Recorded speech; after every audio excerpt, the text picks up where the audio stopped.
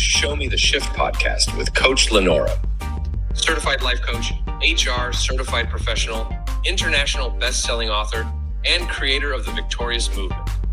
A members-only community where she coaches her members from stuck to action and from scarcity to abundance in the areas of mindset, goal setting, and monetization online. The Show Me the Shift podcast was created to encourage people to action in the areas of their career, purpose, and how everyday people can generate an income by being an affiliate of other people's products. Here's our host, Coach Lenora.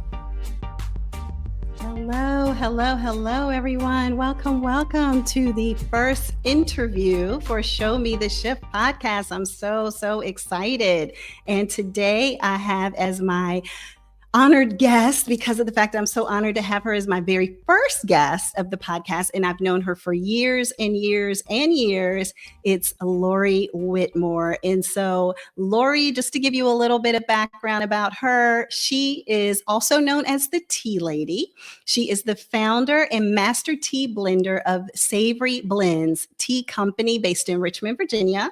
Lori is a lifelong tea enthusiast turned entrepreneur. She's a world traveler. She's really passionate tea educator. So she not only drinks the tea, curates the tea, but she also educates people on tea. And her journey with tea began as a personal obsession. She curated unique blends from her travels and exploring the medicinal power of the herbs. And today, that passion has blossomed into Savory Blends Tea Company, a handcrafted loose leaf tea brand that's rooted in wellness, culture, and creativity. Now, she was inspired by an article in Essence magazine about entrepreneurship, and Lori just felt that spark, and one thing led to another, and she turned her deep love for tea into a purpose-driven business in 2020. And we all know how crazy and hectic everything was in 2020. So her mission is simple but powerful: to turn tea skeptics into believers, and with one fulfilled steep at a time. So every steep is flavor filled, and she's turning people from, hey, don't know if I really like tea, to, yes, I love tea. So Lori specializes in custom wellness blends and loves sharing the healing power of tea through workshops, tea-themed tea parties.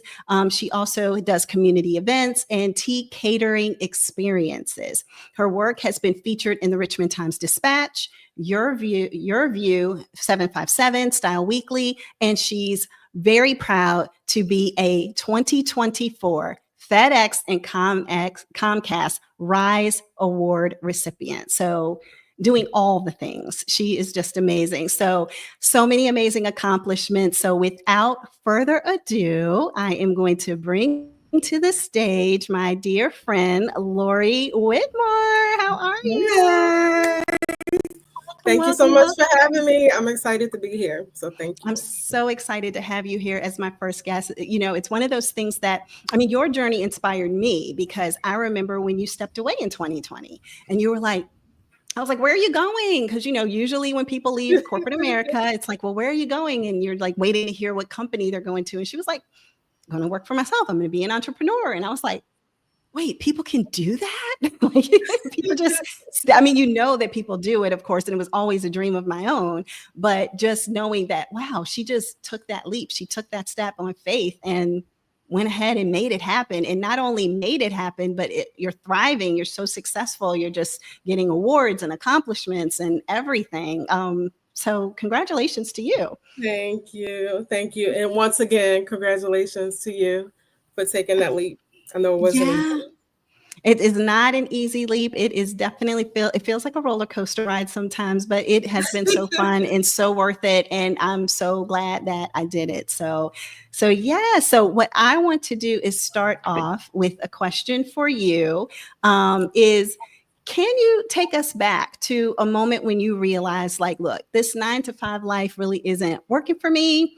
You know, I really have this passion that's pulling me, that's really drawing me towards it, and I need to take this step. And what shifted your mentality to make you do that? Okay, so just to kind of delve a little bit into how the idea came about. It was during COVID, of course. We weren't hiring. I was bored, sitting at home with no work to do. And I was reading an Essence magazine article that talked about different business ventures you could easily start. And a tea box subscription was one of the ideas. So a light bulb came Mm. on, and I was like, oh, I already make my own blends. I used to travel all over the world collecting tea. How about, let's do a little bit of research and see what happens. And so I did the research, checked to see who my local competitors were, and what type of competitive edge I could have, against them. And then I started off sending out sample tea boxes to family, friends, coworkers, Mm. social media influencers, anyone that wanted free tea and that would, list the tea, make a video, advertise it on social media. And that worked. And that's how I was able to organically grow my social media following. So I went Awesome. on to, doing pop up shops, realized no one wanted my tea at pop up shops.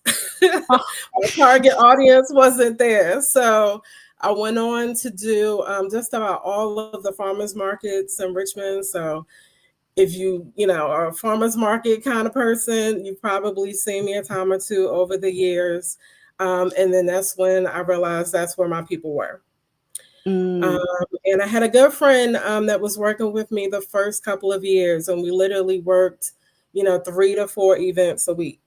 And then, of course, at Dominion, working long hours, literally working 7 days a week. And then it was in 2021, January 2021, my mother passed away from COVID. And I always say that I think that the business was what really kind of held me together, and it Mm. really saved me because I wasn't really sure what my mental health would look like.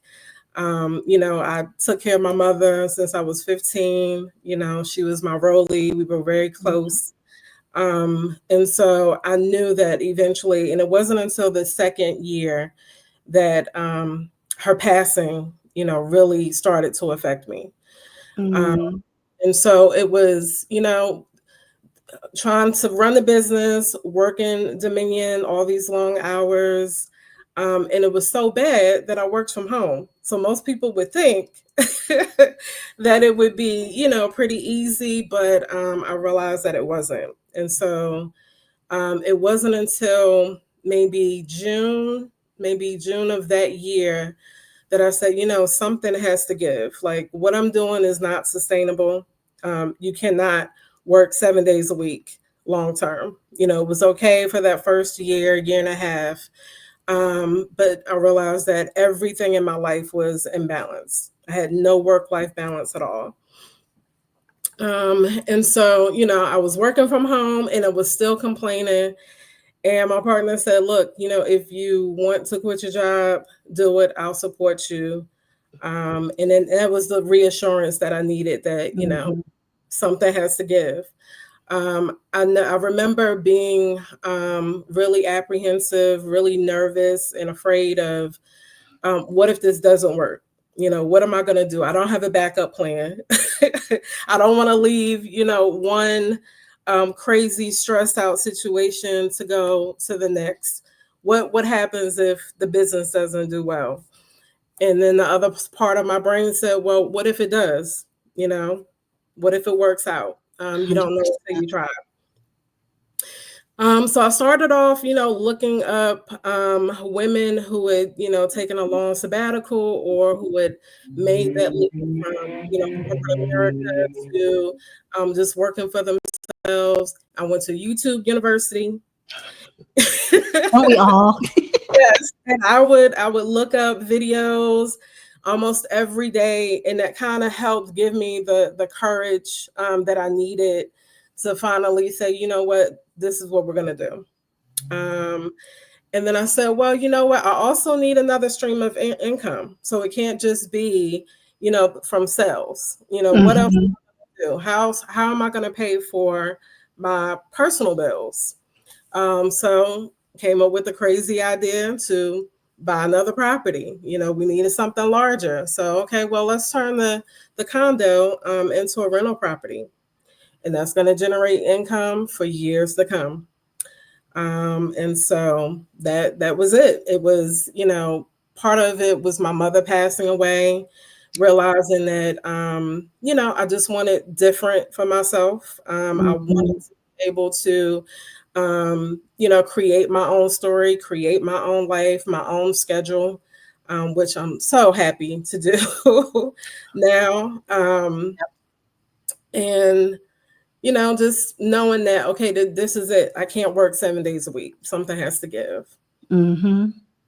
No, that is awesome. And it's like, it's interesting because like you said, you made a decision and you needed to have that reassurance to make the decision. And then Yes. once you made the decision, it sounds like, oh, this opportunity popped up and oh, this thought came up because of the Yep. fact that I didn't think about doing this before I made the decision. And that's what I come to find happens. And that's like almost like the Martin Luther King Jr. quote, where he says, you don't have to see the whole staircase. You just have to take the Mhm. first step. And then the next step unfolds after that. And the next step unfolds after that.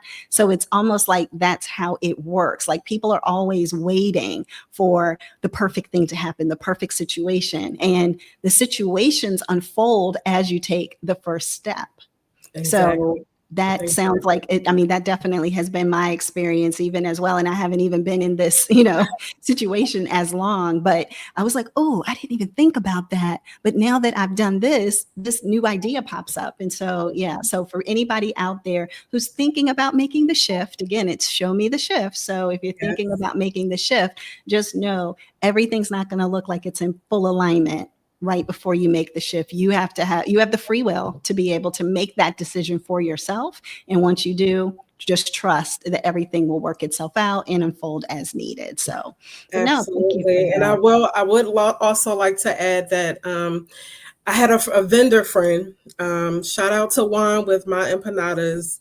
I remember vividly we were doing a farmer's market a couple years ago, and he said, Lori, what are you doing? Like, if you continue to treat this like a hobby, this is all that it will ever be.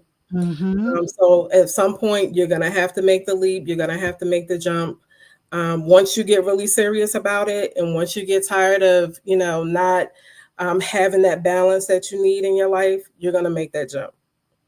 So I will never get Wow. that, never ever forget that Yeah. conversation. Like, if you continue to treat it like it's a hobby, that's all it would ever be. It'll be. Yep. And sometimes it takes hearing things from an outside perspective in order for us to like get an aha Absolutely. moment and just be Yep. like, you are so right. Like that is exactly what I'm treating it like, right? And then getting everything lined up too. How do you get your LLC and get everything all squared away and all those things, which sometimes is intimidating to people. But that's not even the hardest part.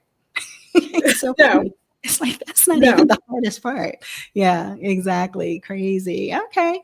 So then how did you know it was tea? Like how did you know that this was the thing? Because there's a lot of things that you could have said, I'm just going to be a virtual assistant. It's 2020. I can just go at home. I do certain things and had been administrative with this and done certain things with that. Like, why was it tea?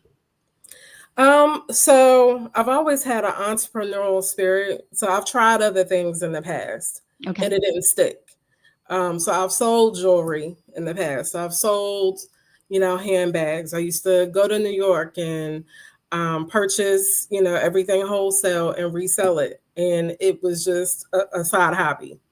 Okay. But this time, when I did the research and I realized, you know what, if I do things properly and set up the business properly, Mm-hmm. and that makes it real. That makes it serious. Like, you really have to move forward once you start to, once you register with the state, and once you, get your EIN, Mm-hmm. once you form your LLC and get your business bank account, once you learn how to build your business credit, and then you start, making large purchases with that business credit, all of it makes it real at that Yeah. point.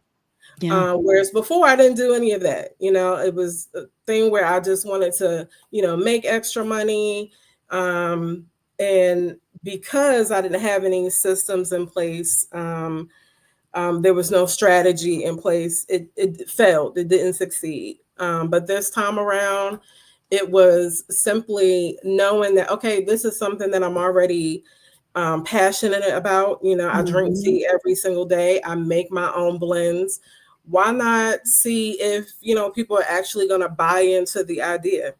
Yeah. And so really when I started, I thought that, I would just sell like a variety of different tea blends.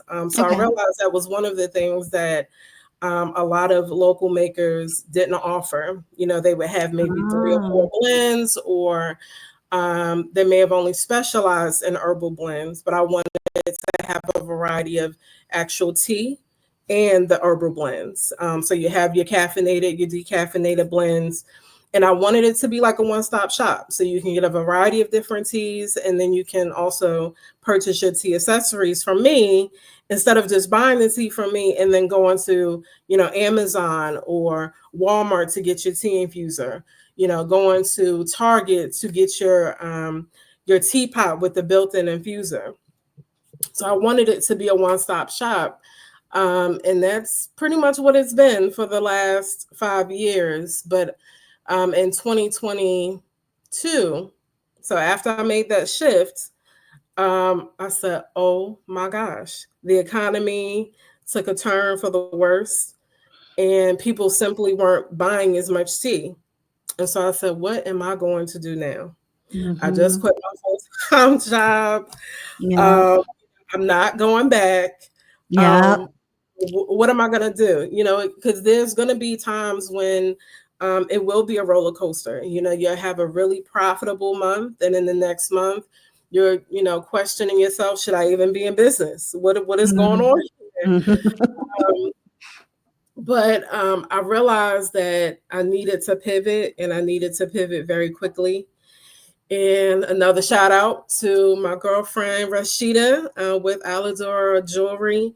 She said, Laura, you really need to start reaching out to local libraries and pitching the idea of having tea themed events.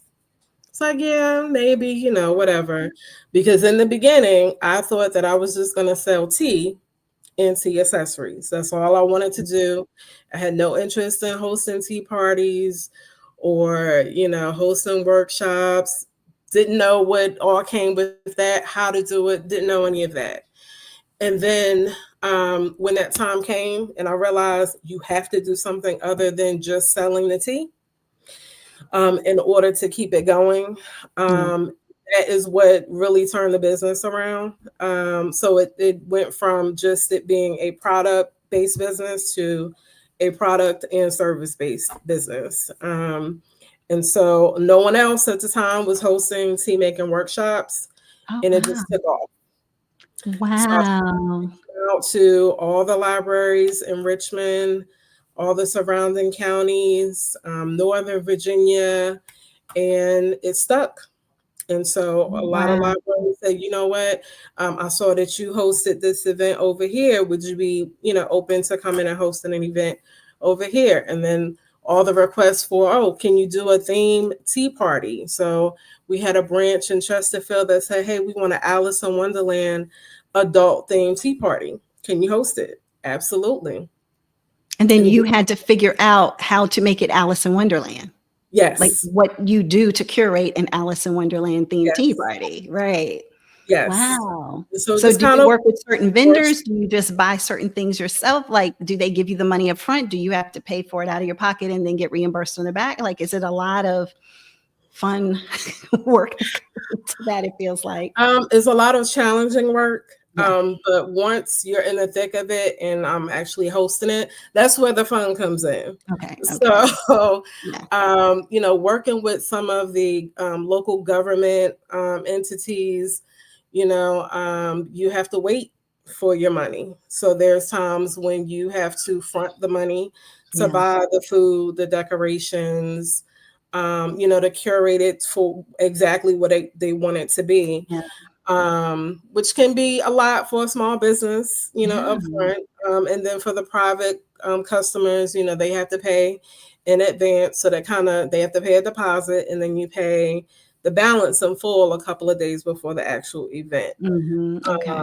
So with the libraries, yeah, that is definitely a challenge because you're not getting paid up front. Oh, So typically what we do, and we have a small team of 3. So shout out to Erica and Deandra. So Erica does a lot of the behind the scenes research. And so I'll tell her, hey, we got an inquiry in. This is what the client is looking for. They may want a princess themed tea party. Okay, these are the colors that they want incorporated.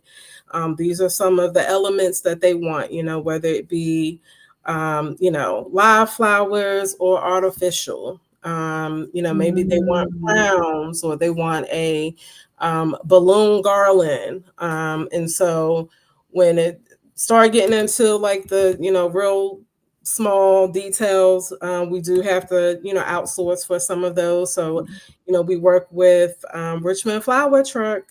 Shout out to them.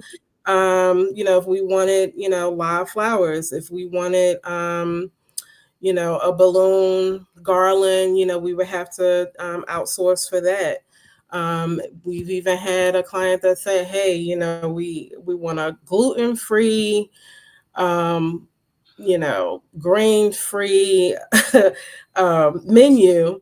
And so for something like that, we have to outsource for that as well. So, when you put it all together, when you're doing the actual hosting and doing the decorating, that's definitely the fun part. And watching the client, enjoy the experience that you were able to create for them makes it worthwhile.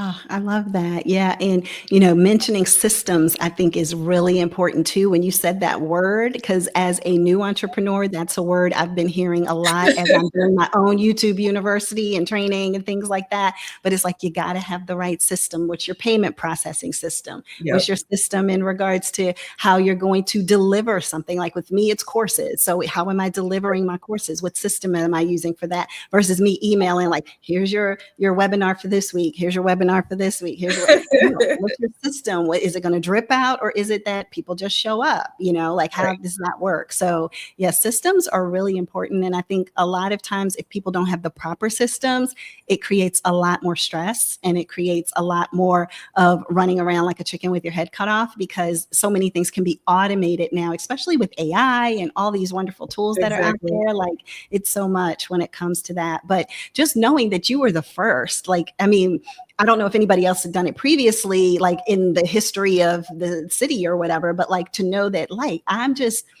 presenting something of, I love tea. Do you want to host an event? And then it became something that just picked up and you met a need that people didn't even know that they had. Yes. And so I started doing that in 2022 and in 2025 it's still popular. Right. And then the word of mouth of it grows too, because one of the things I was thinking of before interviewing you is I said, I don't think I've ever seen a social media post from Lori's business, but I know it's thriving and successful. But I don't think I have seen like on your Facebook page, as an example, a whole bunch of tea themed events and tea things and all tea. And I was like, that is so awesome. And then it hit me because I know like maybe, I don't know, 6 months, a year ago, we were at dinner and I was like, oh, I could come and do like social media stuff and take videos and do this and that. And you're like, but you're having so much wonderful, word of mouth that you don't even need, as much of the social aspect. I mean, of course you can add it at any point, but there's some businesses where all you can do is social. Like there's truly no way to have word of mouth. So that's wonderful that you've had such a thriving business with so much word of mouth because of the great quality of the work that you do. Yes. So I will say I'm definitely not a social media person, but I do recognize that in order to expand my reach, in order to stay relevant, you have to be present. Like even if you're not, posting online. I remember when I first started, you would have social media or content creators that would say, you have to post, 2 and 3 times a day, 5, 6, 7 days a week. You need to incorporate, reels and carousels and You need informational type posts. You What's gotta your post in hook? your What's your stories. caption? Yeah. Yes. And so Storytelling. all of that is very overwhelming, even now, Yeah. Yeah. But I do know that, posting. So my goal is to try to post at least once a week. Okay. Um, I'm not gonna post, several times a week. Several I'm times a not. It's day, not. some people Yeah, do. several times a day. I don't have that kind of time. But I will say that a lot of the business does come from word of mouth. And then I also post a lot on Eventbrite, Yeah, that makes sense. and also on my social media pages. So, like Facebook, I'm more active on Instagram. Okay. There are times when we may do like a really small campaign. But what I found to be really helpful is, if you're hosting an event that's open to the public, make sure that by posting it, several months in advance, it gives people a chance to view it a couple of times before they commit to buying a ticket. So if your Mhm. event is in April, then you may want to post it in January, February. And I do it Right. all the time. I'll see something that looks interesting and I'll screenshot it. And, because it's a little further in advance, I may not know right then and there if I can totally commit. So I'm not going Right. to buy the ticket, but I have it, in the back of my mind. I may have put it Mhm. on the calendar, sent it to a friend or two. Hey, let's try to do this. And then you're going to see it because that company is going to run the ad a couple more times, especially if you have a quota that you're trying to meet. You're trying to Yeah. sell a certain amount of tickets. And Mhm. that's typically what I do. I post it months in advance. I don't pay for ads until, maybe 1 or 2 weeks before the event if I If you haven't need reached to. my goal. Mhm. But 9 times out of 10, I don't have to spend more than $25, $30 on an ad, That's awesome. because I've already met my goal. It has, it's been out there for quite a while. People have seen it. And then also making sure that you post it to, free sites. So um, I think it's Richmond Events. So there's a lot of pages on Instagram and Yeah. Facebook where you can send, your ads or your flyers Mhm. to post free of charge. The last one I did was it was a tea making and wine workshop that we had at Jolene's Family Winery.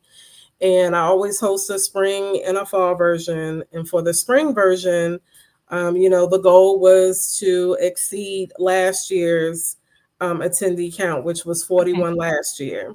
Oh, wow. Okay. This year we got close to it. We had 35 attendees, which was still great. Yeah. But posting it well in advance, having the winery or wherever you're gonna the venue also advertise. Yeah. So I always ask, how did you hear about the event? Oh yeah, well, I saw that it was another tea company locally that posted it on their site. Or, Oh, that's awesome. we saw it, on the winery's, website, as list of things to do for the month. So I would say definitely staying relevant on social media, even if you're not going to post often. Yeah. Um, and then, running small campaigns. And then sometimes you need to, spend a little bit of money here, spend a little bit more there to kind of see what works for you and the type of business that you have. Yeah, no, that sounds good. Yeah, because it's always reinvesting in your business. So even if you're making money, reinvesting back into it is really important. And Yes. so, question that I had, so it's really about like your identity, right? So how did you shift? You saw shift questions, right? But how did you shift from like identifying as an employee to now being an entrepreneur to being the boss? Like, was that a challenge for you? Did you just step right into it easily? I'm sure it's different for different people. I would say that it was definitely a challenge, because in the beginning, I had to figure out, okay, I have to be a little bit more disciplined. I don't have anyone, Mhm. saying, hey, this is a task that needs to be done for the week. It's all on me. Yeah. And Right. then, it came to a point where, I had to hire two part-time staff. And so I think, you know, watching webinars, going on YouTube University, learning, how do you become a better boss? What does it take to be a better leader? Mhm.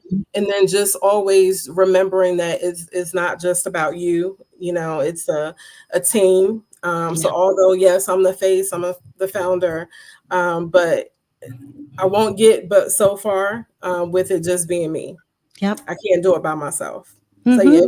it's definitely difficult, but making sure that you have a really good coach, a business coach that kind of helps you keep things in perspective, and joining all the webinars that you can, concerning leadership is going to help.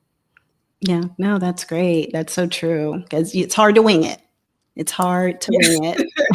Right? Just like, oh yeah, today I'm an employee. Monday when I go back to work, I'm going to be an entrepreneur and just figured it all out. So yeah, you're right. Absolutely. So what would you say has been the most fulfilling moment that you've had so far in your entrepreneur journey? I would say being able to design my own life. Like, I felt like when I was in corporate, I was bound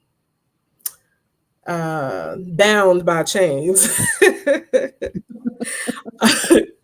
I get And it. now I feel total freedom. And knowing that, because in the beginning, when you're testing the products, you're trying to see what works, what doesn't work.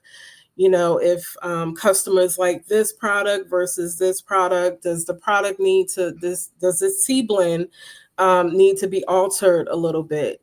So I think in the beginning, you're trying to figure out what's going to work versus what doesn't work, and then over Mhm. time, you just get better in your craft, and knowing that here we are 5 years later, and I still have customers from when I first started that consistently buy, although I don't Mhm. really vend at farmers markets or festivals as much as I used to, because at Right. some point you do get tired of the farmers market grind. Mhm. And just realizing that, what, I do have a good product, and my customers reassure that every single time they buy. Yeah. Um, so I I've been would a say, customer. yes, absolutely. Yes, yes. Yeah. So I think that just kind of like hones it for me, just knowing that, what, I'm not doing this in vain. This is not a hobby. I'm selling what people actually want.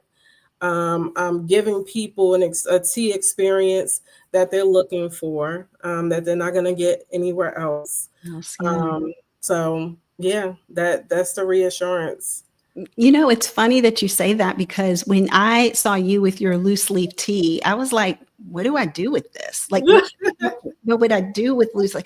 I didn't know about the apparatus. I don't even know what it's called that you put it in and to A tea season all of infuser, that. yep, and the Right. strainer, yep. Yeah. So I was like, oh, I need to get that too. And then, so I like that you do have all of the things so that way for somebody like me who I drink tea, but it's not like, I mean, actually, I drink more tea than soda, or like if I'm always going to get a choice, I'll take a sweet tea or a tea over a soda.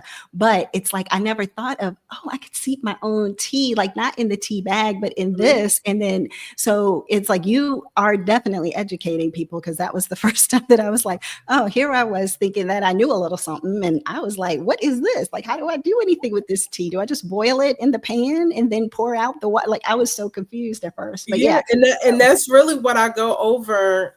So not only is that information on the website. So if someone were to go to the website and they're looking through the different blends, trying to decide, what it is that they want, they can choose from a caffeinated versus a decaffeinated. You'll see the ingredients. You'll see what the health benefits are, Mm. how to steep it, and I'll even give you some creative ways of how to enjoy it. And that's really what I do in my tea making workshop. So I go over, all of the ingredients that you have to choose from. It's always a nice, large variety. So instead of Okay. you purchasing, a lot of teas and herbs yourself, spending $50 to $100 or more, you can come to a workshop where you get to play and mix. And then, we talk about the health benefits. We talk about, what the tasting notes are going to be, Ah, how it's going to pair well with those other ingredients. And then I give you some tidbits about, what I want you to think about as you are thinking in your mind, okay, what is it that I want to make? I want you to consider, mm, what health benefits you want to reap from the blend. Here are the different ways that you can enjoy it other than it just being hot. You can drink it as a hot toddy. Is it going to make a really good iced tea or a latte or milk tea? oh, Do you want something that's going to be naturally sweet? Um, and then I do a brief demonstration. And then the good part, the fun part is, us experimenting. So we're sitting there like little, scientists making a custom blend just for you. I And love then it. you also talk about, the different temperatures that's required for the type of tea blend that you've created, because there is a such thing as burning your tea leaves. All right. So Oh, some wow. tea leaves are very sensitive, and if the water's too hot, your tea is going to taste burnt or it's going to be too bitter. We also talk about, the different steeping times. Each blend is going to require different steeping time based on what you have as your base in your blend. And then, we do a taste test. We name our blends. So it's not official until it has a name. Of course. Yeah, I love that. Yeah, so we taste test it. That gives you a chance to see if it's something that you're gonna like or really love, and if you need to make any adjustments. So, you may want something that's gonna be a relaxing, sleepy time, or maybe you want something that's gonna be a good alternative to coffee or a nice immunity booster blend. Mm, So you have that opportunity to kind of play and discover, what it is that you like versus what you don't like. Try it, make the adjustments, and then you get a chance to take it home with you, along with all the tea mm. accessories. Excellent. Well, that's a perfect segue into my next question, which is how do people reach out to you? How do they contact you? How do they find you on socials? And, do you have anything that you'd like to promote about what you're doing in the upcoming weeks? Yes. So you can find me on Instagram as well as Facebook under the brand name Savory Blends Tea Co. The website is savoryblendsteaco.com. Let's see. If you are into tea rooms, the VMFA has a tea room called Florist, and some of the blends are featured on the menu. So Mm, definitely please come out and support. We would love to have you. And if you want an in-person shopping experience, some of the blends are located at Hanover Mercantile, which just opened, excuse me, less than a month ago. oh, Shop okay. Made in Virginia is in Scott's Edition. Um, Virginia Fine Foods, Capital Chips and Fine Foods. They're on Chamberlain Avenue.